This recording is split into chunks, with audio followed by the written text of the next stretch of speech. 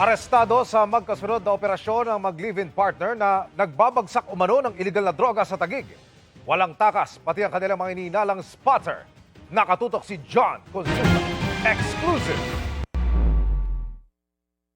Nakuna ng surveillance video ng NBI Organized International Crime Division ang aktual na pagbibenta ng illegal na droga ng primary target sa kanilang undercover sa loob ng sasakyan.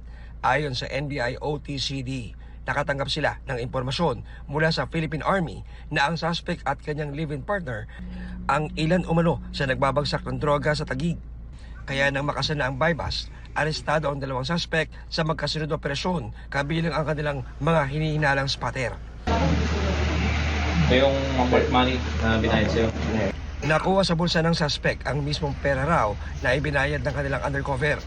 Nakuha rin ang drogang ipinasa ng suspect sa buy-bust. Dinala rin sa NBI ang ilan sa mga naabutan sa sinasabing drug den. Dalawa sa kanila nagpositibo sa drug test. Itinanggi ng dalawang inaresto ang aligasyon sa kanila. Nagbebenta raw po kayo ng droga sa area pong ito. Totoo ba yun? Hindi po. Hindi po ako nagtitinda, sir. Naharap sa reklamang paglabag sa Dangerous Drugs Act ang mga suspect.